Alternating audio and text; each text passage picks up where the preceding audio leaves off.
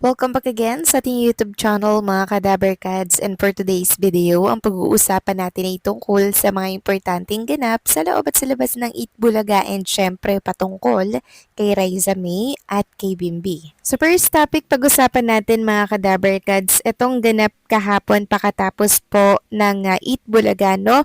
Rekta naman po ang mga Daberkads natin na sila Raisa May, Maine, Miles, Karen, Ian Red at iba pang mga Daberkads natin dito po sa Hard Rock Cafe. So kumanta po at nag-concert sila doon mga ka-Daberkads. Party po ito ng birthday celebration ng tatlong Daberkads natin na sila Tito Soto, Jenny, and Cherry. Sa mga naglabasan pong picture at video, nakita po natin si Tito Soto. Present po siya sa celebration ito. May pakik pa nga po sila dyan. And syempre si Alan K present din. Si Buddy Viola at iba pang mga Daberkads natin present din po syempre dito. Sabi nga dito ni Alan K, happy birthday Tito Sen, Jenny, and Cherry. At pakatapos naman po ng celebration na yan sa Hard Rock Cafe, diretso empake naman po ang Team Raisa ng mga bagahe po nila papunta pong Hong Kong. So 2 AM sila nagagayak na sila at 9 AM naman ang umaga ngayon, nakarating na po agad sila dito sa Hong Kong. Isa po ito sa favorite nilang bansa, ang Hong Kong, dahil saan dito po yung favorite na milk tea ni Raisa May, ang Haiti, na agad nilang pinuntahan pakalapag po ng airport. And also makikipag-meet din po ang Team Raisa mga Kadaberkad sa mga OFW natin dito sa Hong Kong na gusto daw po silang makabonding. So ibang level na po talaga yung kasikatan ni Raisa May, maging ng mami niya po dahil sa airport pa lang ng Hong Kong, sinalubong agad sila ng mga fans para makapagpa-picture sila. And also, binalikan din po ni Raisa May Dizon ang famous Japanese restaurant dito sa Hong Kong para po sa ramen. At kanina binahagi po ni Raisa May yung ramen na in-order po nila dito sa Hong Kong.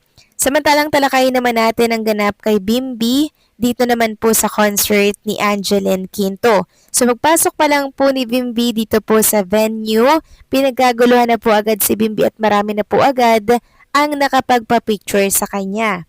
Marami po naghahanap kay Raisa, kay Bimbi, talaga namang kadikit na po lagi yung pangalang Raisa May pag nakita po si Bimbi. At pag nakita naman si Raisa, kay Bimbi naman po ang tanong. O di ba mga Kadaberkads, talagang sila po ay aswan na. Samantalang sa concert naman po ni Angeline Quinto, ito yung isa sa nagpayanig talaga kagabi. Nung sabihin po ni Angeline na, Bim, are you with Raisa May? Rinig na rinig po natin yung sigawan, hiyawan ng mga tao sa Araneta Coliseum. Bidang-bida po talaga ang Maybe. Pero ang tagpong ito, hindi na po ito sinama ni Jack Salvador sa kanyang upload na video. Talagang hinihiwalay na po niya ang Raisa May sa pangalan po ni Bimbi. Yan ang ilan sa mga interpretasyon po ng marami kasi marami po talaga ang nadismaya. Bakit hindi daw po ito sinama ni Jack Salvador sa video na in-upload po niya? Dati-rati naman daw, di ba ito do-upload ng sweet moments sa Raisa at Bimbi. Tapos ngayon, biglang ganito na daw. May something daw talaga mga Kadaberkads. Samantalang pinagsample naman din po ni Bimbi si Angeline Quinto ng naging song ni Angeline para po sa show ng kanyang mami Chris na Chris TV. Kinanta po yun ni Angeline. Tapos, pakatapos nito, Bim TV naman po ang kinanta ni Angeline na tila daw baga posibleng soon ay mag-launch ng new talk show si Bimbi. Napa-standing ovation pa nga dito si Bimbi habang pumapalakpak mga Kadaberkads sa pagsaludo po sa husay ni Angeline nang kantahin niya po ang Bim TV.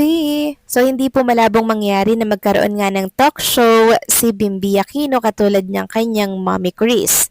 Samantalang pag-usapan naman natin ang tungkol dito sa babaeng katabi po ni Bimbi sa venue po sa Araneta Coliseum ng concert po ni Miss Angeline Quinto. Ang dami talaga nagko-comment dito kagabi pa mga Kadaberkads na ay may ibang kasama, may ibang katabi si Bimbi. Pero hindi po nila alam mga Kadaberkads na ito po ay si Jenica Garcia. Anak po ito ni Jean Garcia. May asawa at anak na po yan mga Kadaberkads. Kaya sana po ibag natin itong nilalagyan ng mali siya. Dahil kasama rin po ni Jenica Garcia itong si Melay Cantiveros na nanood din po ng concert ni Angeline. At pansin ko lang po mga kadaber kadsa na marami pong naiinis sa inyo kay Bimbi Aquino dahil po sa hindi niya pagpunta sa Itbulaga at pagpasok dito, samantalang may oras or may time naman daw si Bimbi para po makapanood ng concert nitong si Angeline Quinto. Yung panonood po kasi ng concert is ilang oras lang po yan.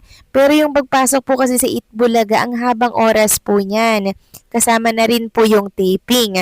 So, abutin po talaga ng gabi mga kadaberkads to the point na hindi talaga check or mamomonitor si Mami Chris nitong si Bimbi. Kaya pasundot-sundot na lamang po si Bimbi ng nakaw oras. Siguro pagtulog po itong si Miss Grace Aquino, 'di ba nagagawa niya pong gumala kasama po syempre si Jack Salvador. Pero hindi po ito dahilan ha para madismaya po tayo kay Bimbi kasi napapabalita nga na babalik ito sa Itbulaga by next week sa live po ng programa. Kaya wait na lang po natin yan, okay? Samantalang talakayin naman natin ang tungkol naman dito sa nabasa po natin sa social media. Kaugnay po ito ng pag-alis ng bansa po ni Raisa May papunta po ng Hong Kong. Ayun nga dito, hindi kaya hinatid ni Bimbi si Raisa sa airport pagkatapos ng concert ni Angeline? Nakakalungkot lang dahil iba na ang mga ganap nila ngayon na para bang wala na tayong dapat abangan. Ang sakit lang kasi nasanay tayo na andyan sila lagi. Pero ang ending, papaasahin lang pala tayo. Kung sa bagay hindi man maihatid ni Bimbi, may communications naman yan siya. Nagpaalam si Raisa kay Bimbi kagabi. Actually, madaling araw na po sila nakaalis mga kadaberkads. Alas 2.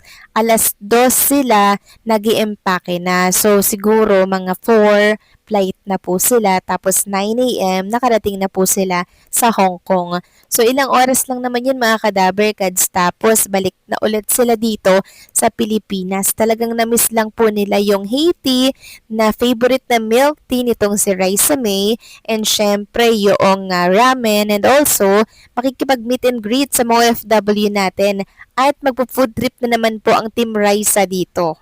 And also, parang reward na rin po ito ni Raisa May sa kanyang sarili at sa kanyang pamilya para po yan sa kakatapos lamang na matagumpay na dance production po nitong si Raisa May kahapon na pinag-uusapan at viral po ngayon sa mundo ng social media. Pambato nga daw po si Raisa May sa Itbulaga. Ayun nga dito, Raisa May Dizon tinawag na pambato ng Itbulaga dahil sa kanyang ganda at husay. Ayon sa komento ng netizens, ganda mo talaga Raisa May, walang makatalo sa'yo, pambato ka ng EV, ang galing mo. Patunay lamang ito na patuloy na nakakakuha ng pagmamahal at suporta si Raisa May mula sa kanyang mga tagahanga at Dabarkads. Kayo ba mga ka-Dabarkads? Agree ba kayo dito na ang pambato po ng Itbulaga ay si Raisa May? Please comment down below.